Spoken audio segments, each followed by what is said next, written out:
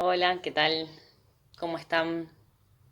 Siguiendo con el psicoanálisis, vamos a hablar hoy de una discípula de Sigmund Freud, una de las autoras del psicoanálisis más importantes, Melanie Klein.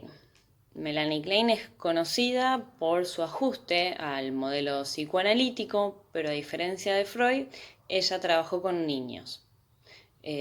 Si bien es continuadora en numerosos aspectos de lo que es la obra de Freud, ella se destaca por ampliar y profundizar en aspectos del desarrollo a lo largo de la infancia. Creó un enfoque más centrado en cómo se relaciona el individuo con los objetos, entendiendo generalmente a los objetos como personas, y siendo esto la base de la teoría de las relaciones objetales. Melanie Klein fue pionera en el estudio, en el análisis de niños en la primera infancia.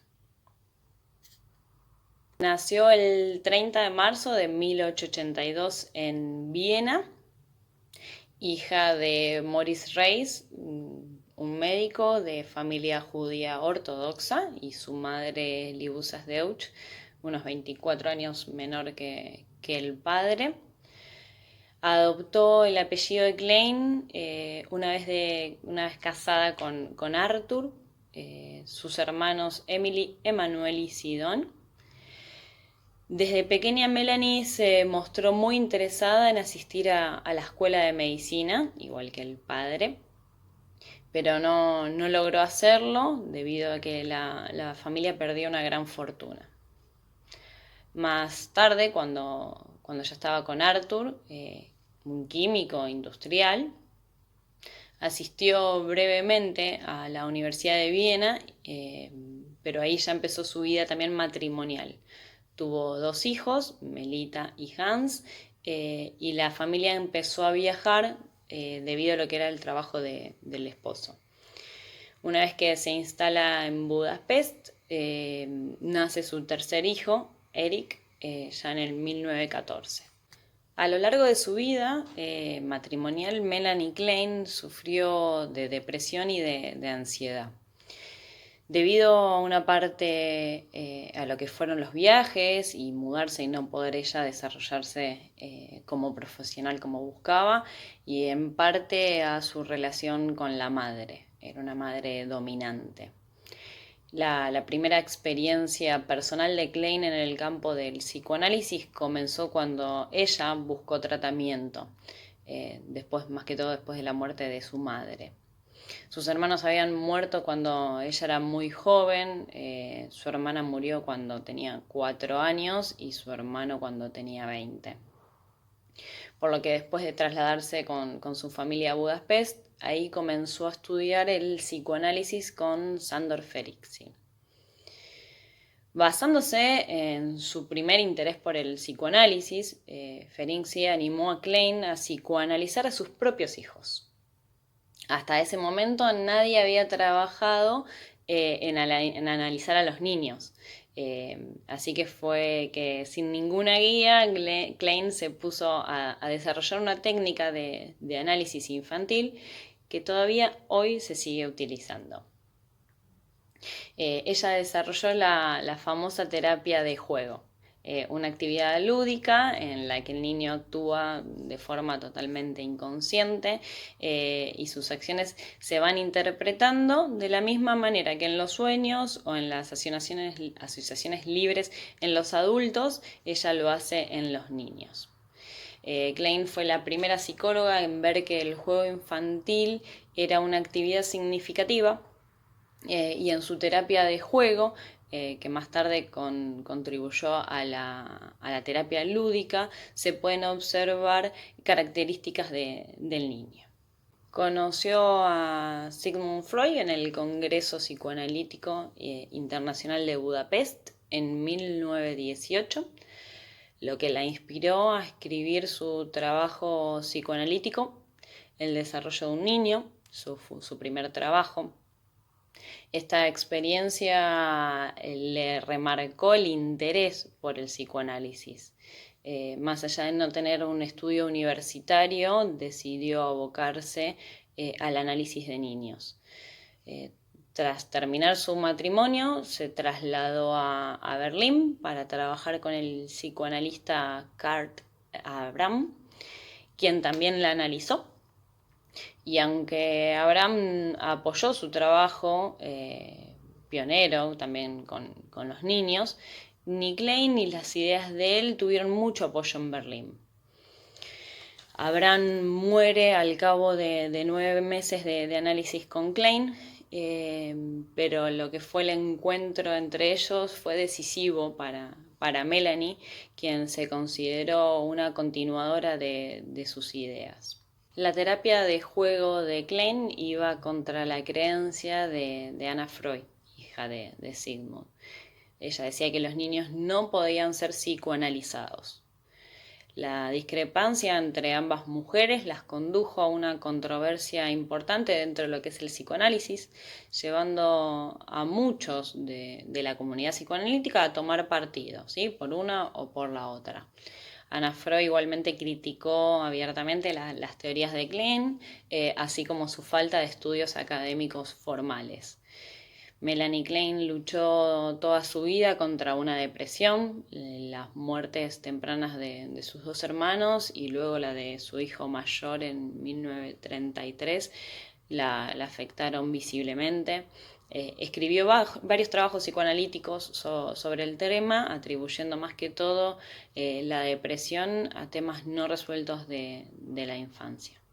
La técnica del juego para psicoanalizar a los niños influyó radicalmente en la teoría y en la práctica aplicada a adultos.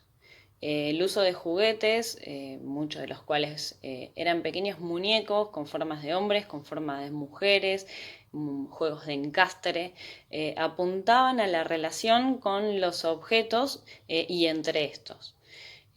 Los chicos respondían de manera notable en la sesión, cuando se los tomaba en serio, sentían un gran alivio cuando ella interpretaba correctamente el significado del juego. El concepto de relación objetal se utiliza en el psicoanálisis para denominar la manera de relacionarse, la manera de relacionar lo que es el sujeto con su mundo, siendo esta el resultado de la forma en la que está estructurada la personalidad, así como también las fantasías puestas en los objetos y principalmente sus defensas psíquicas. El bebé es un organismo psicológicamente indiferenciado que se irá distinguiendo progresivamente de su medio a través de lo que es la maduración y el desarrollo. A lo largo de la vida se sucede una compleja interacción entre el mundo de las figuras internalizadas y los objetos del mundo real, ¿sí? Que obviamente también están en la mente. A través de ciclos repetidos de lo que es la proyección y la introyección. Los objetos internos más importantes son los que derivan de los padres, en particular de la madre o del pecho de la madre, en el que el recién nacido lo que va a hacer es proyectar aspectos relativos a lo que es su amor, lo que viene a decir que es la pulsión de vida, o su odio, lo que vendría a ser la pulsión de muerte. Las relaciones con dichos objetos generan huellas permanentes, ¿sí? Que van a ir marcando la relación futura con otros, internalizando todas las experiencias vividas y originando en base a ellas todo lo que es la estructura psicológica del sujeto. Así lo que es la configuración psíquica de una persona estaría basada en cómo se ha relacionado y cómo se ha internalizado la interacción con dichos objetos. ¿Sí? Los aprendizajes pasados tienen mucha importancia en la teoría descrita por Melanie Klein. Ella destaca que son los vínculos y no las pulsiones, las fuerzas biológicas que producen el desarrollo, donde la conexión con la madre y el niño posibilita que se formen lo que son las estructuras intrapsíquicas, y de las cuales se derivan lo que es la internalización de este vínculo. Las funciones de autoconservación marcarán el primer objeto de la sexualidad para el niño, en este caso el pecho materno. Posteriormente, el niño aprende a amar a otras personas que lo ayudarán a satisfacer sus necesidades. Este amor se forma sobre lo que es el modelo y como una prolongación de las relaciones con la madre. Este patrón emocional es el que originará luego la elección de una persona como objeto amor, ¿sí? Después de lo que es la pubertad, la cual se produce apoyándose en las imágenes de las figuras parentales. Entendiendo estas imágenes como la distorsión idealizada de una persona o un objeto. Al hablar de estas imágenes, Klein introduce lo que es el término de fantasía inconsciente, la cual define como la expresión mental de los impulsos instintivos que existen desde el nacimiento y que son una función del yo.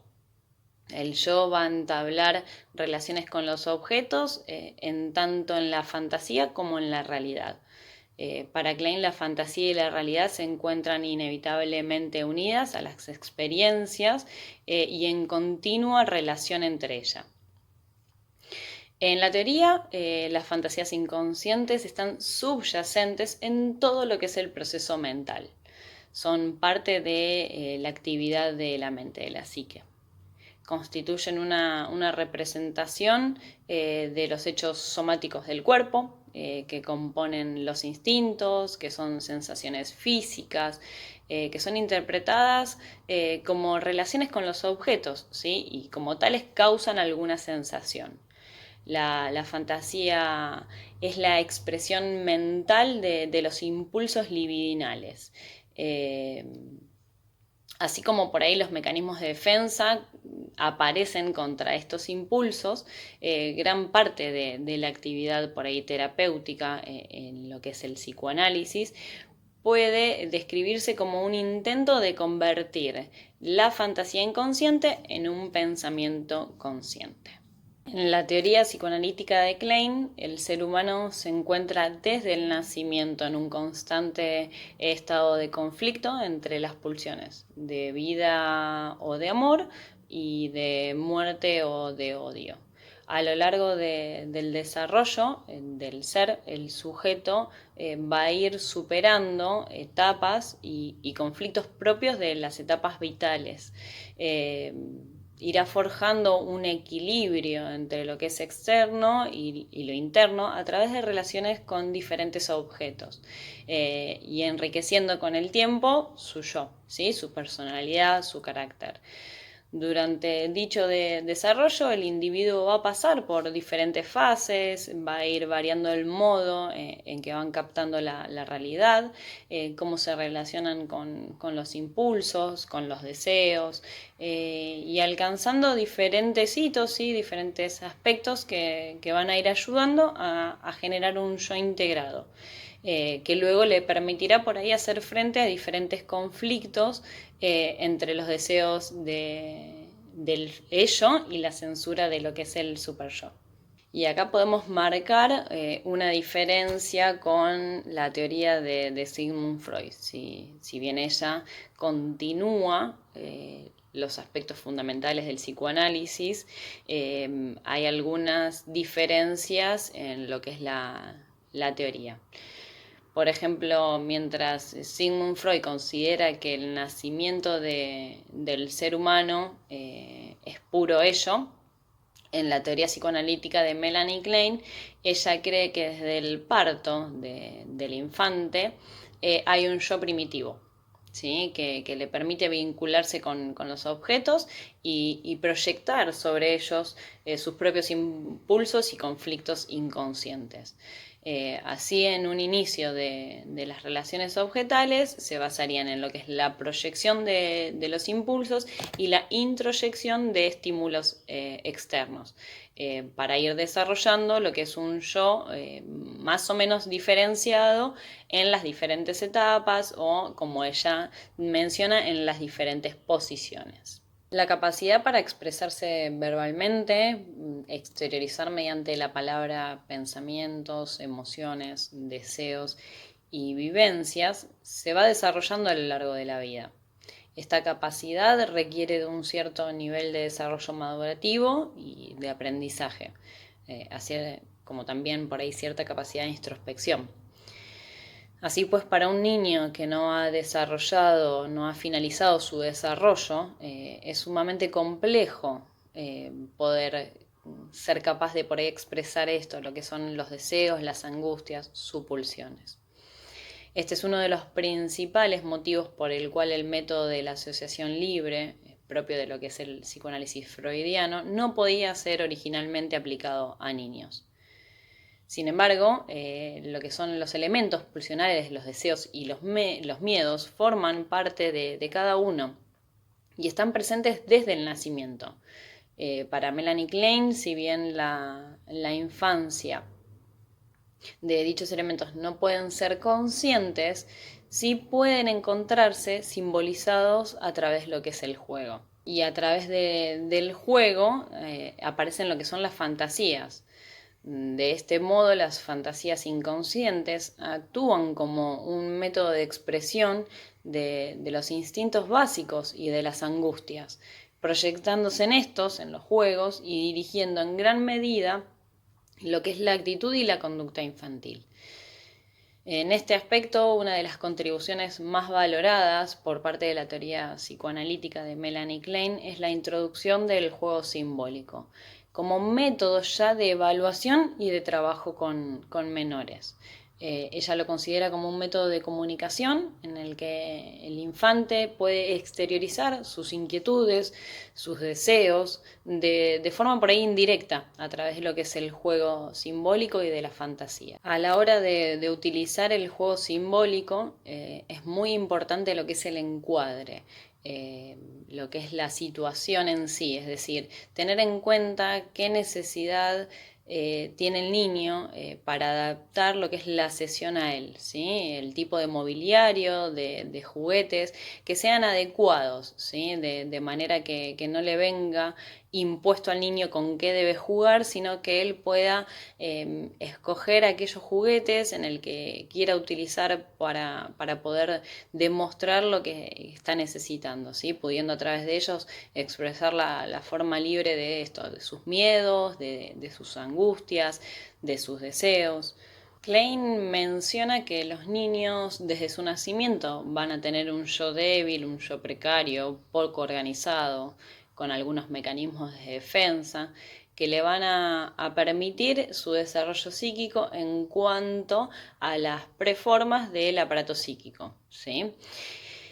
Ella dice que desde el momento del nacimiento el niño debe enfrentar una situación de caos, ¿sí? Viene de una situación de paz intrauterina, donde tiene el calor, el alimento, todo a su alcance, que se ve conmocionado por lo que es el momento del parto, ¿sí? Donde lo coloca en una situación nueva, donde debe enfrentarse ante estímulos agresivos. Aparece en el bebé entonces estos impulsos por ahí destructivos, ¿sí? Unas angustias persecutorias.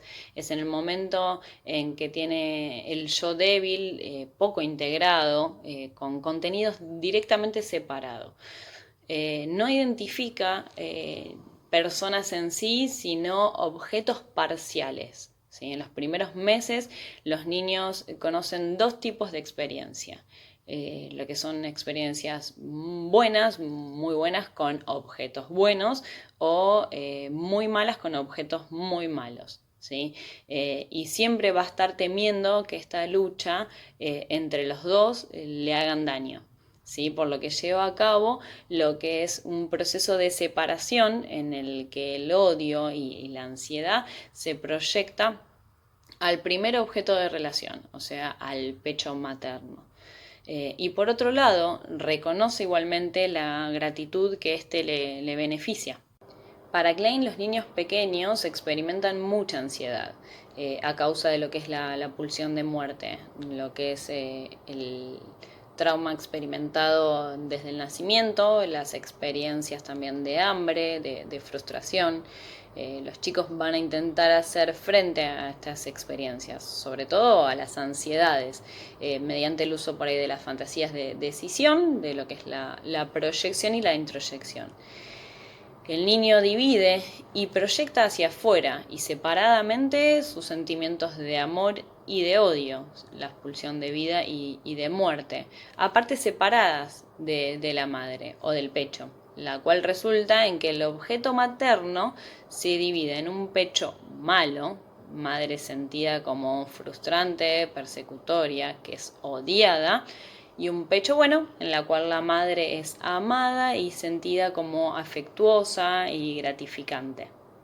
En su teoría, establece que a lo largo del desarrollo el ser humano pasa por una serie de etapas en las cuales va a ir desarrollando el yo y las relaciones del yo con el entorno. Concretamente establece lo que es la presencia de dos posiciones en la infancia, en las que las relaciones objetales y las ansiedades derivadas de ellas van a ir evolucionando hacia una integración del yo. A esto es lo que llamó la posición esquizoparanoide y la posición depresiva. La posición esquizoparanoide aparece desde el nacimiento hasta los 6 meses de edad más o menos, donde el niño no es capaz de identificar qué es el yo y qué es el no yo, teniendo un pensamiento concreto, ¿sí? Al no ser capaz de distinguir el yo del no yo, reacciona identificando los objetos en forma parcial, haciendo que considera la existencia de un objeto bueno que lo cuida y de otro malo que lo daña o lo frustra, denominándose a este mecanismo como escisión, ¿sí? Como mecanismo de defensa.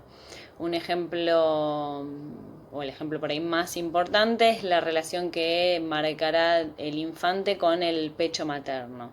En ocasiones este le va a dar de comer, lo va a alimentar y va a ser gratificante, y en otros momentos no, y el pequeño se frustrará.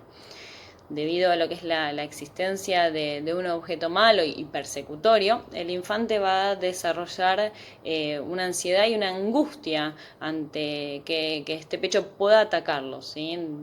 Va a desarrollar como un miedo paranoide que a su vez despertará instintos agresivos, sádicos hacia el objeto. Asimismo, son frecuentes lo que es la confusión y la angustia ante el desconocimiento de qué objeto se va a encontrar. Si el niño consigue introyectar lo que es el aspecto bueno de los objetos, esencialmente del pecho de la madre, a través de la vivencia mejor, de la experiencia positiva ante la negativa, va a conseguir formar un yo sano que le va a permitir pasar a la siguiente posición. En la posición depresiva, el niño va madurando, empieza a tener un mayor desarrollo del yo, una mejor capacidad de discernimiento de lo que es el yo y el no yo, siendo ahora capaz por ahí de observar que los objetos ya son independientes de sí mismos. Esta etapa ocurre a partir de los 6 meses aproximadamente del nacimiento. El niño ya es capaz de integrar los aspectos agradables y desagradables de los objetos en uno mismo. Poco a poco se va pasando a poder ver a los objetos como un elemento propio, ¿sí? En ocasiones puede ser bueno y en ocasiones puede ser malo, no como en la etapa anterior que estaban escindidos. Disminuyen lo que son las pulsiones agresivas. Al observar que el objeto es un ente independiente de sí, aparece lo que es el miedo, la ansiedad ante la posible pérdida del objeto. En esta posición aparecen angustias de tipo más depresivos, que añaden a lo que es la posición anterior. Nacen lo que son los sentimientos de culpa, la gratitud hacia los objetos, y empiezan a aplicarse mecanismos de defensa como la represión. La elaboración en la posición depresiva, la reparación es lograr un yo completo, no escindido, ¿sí? Y un objeto integrado. Lo que es la reparación dará lugar al desarrollo de la capacidad para poder simbolizar, para poder crear, representarse ausencias, elaborar pérdidas, ¿sí? Llevar a cabo las reparaciones verdaderas. No surgen momentos por ahí de ansiedades abrumadoras como en la posición anterior, y el yo mejorará su relación con los objetos y con la realidad.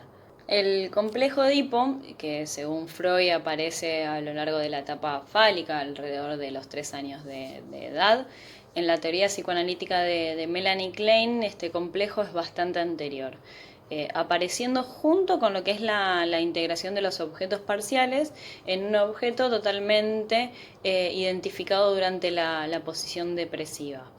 Dicho de otro modo, Melanie Klein considera que existe un complejo de Edipo desde el momento en el que el niño es capaz de discernir sus progenitores, ¿sí? Que es decir, que son individuos ajenos a él. Así observa que existe un vínculo entre ellos del que él no forma parte. ¿Sí? El niño proyecta sus deseos en dicho vínculo, generándose envidia y provocando sentimientos ambivalentes al respecto. Y luego, ¿sí? Posteriormente, aparecerá lo que es el complejo de Edipo propuesto por Freud en el momento en el que se reduce esta ambivalencia y se realiza lo que es la elección entre el deseo de un progenitor y la rivalidad y la identificación con el otro. De la escisión del yo se obtienen los mecanismos de defensa, que tienen grandes y profundos efectos en la identidad de la persona. Sobre todo los mecanismos de proyección y de introyección. Melanie Klein introduce también el término de identificación proyectiva, ¿sí? Que es el mecanismo por el medio del cual el yo deposita un aspecto parcial de sí mismo en el objeto, identificándose. Y así el objeto externo se transforma como si fuese una extensión de él. Y en ese caso, el que proyecta a veces se torna vacío de algún modo, débil en su carácter, porque pierde como una parte de su personalidad. La pérdida de partes de la identidad que se deposita en otra persona se denomina identificación proyectiva. Este proceso es primitivo y suele obedecer a la necesidad de defenderse de la agresión. Si estos mecanismos se distorsionan en gran medida a la persona real, se habla de lo que es el narcisismo. La teoría freudiana del narcisismo se basó en la manera de encauzar la libido, en tanto energía psíquica, que se expresa a través de la atención, del interés, de la excitación. La libido se dirige primero al yo, como si no existieran otras personas u otros objetos. Más tarde, la libido se vuelve hacia afuera, hacia los objetos. El bebé puede reconocer y evaluar a los otros en su medio real. En cambio, en la concepción de Melanie Klein, este mecanismo sobre lo que es el narcisismo se basa en las relaciones objetales. No hay falta de objeto. Al nacer, el narcisismo surge como consecuencia del intercambio fantasiado con el objeto. De modo que dentro del yo residen todas las características buenas y todas las características malas del objeto. De los padres u otras personas se adquieren actitudes, modo de funcionar, gustos, lo que son las normas morales y muchas otras cosas más. En principio el carácter está muy afectado y se forma por una remoción de las características nocivas y a veces indeseables, junto con lo que es la acumulación de las que suelen sentirse también como buenas y deseables. El desarrollo del carácter radica en la inversión de este proceso, ¿sí? En la adopción de un punto de vista más realista sobre uno mismo. Las ideas klenianas demostraron ser particularmente aplicables en otros contextos, fuera de lo que es el consultorio psicoanalítico, por ejemplo en lo que son las terapias de grupo. La identificación proyectiva se da en grupos y hasta puede ser un proceso que permite que la persona se integre a un grupo. La conducta grupal suele ser por ello muy primitiva, ¿sí? La proyección de ciertas partes del yo en los otros que integran el medio social puede llevar a que una persona sea receptora de proyecciones similares de los demás, debiendo cumplir con un papel inconsciente muy definido. Si les parece, como les digo siempre, en la semana pueden ir dejándome sus dudas, sus consultas y lo vamos repasando. Gracias por su tiempo, les mando un abrazo.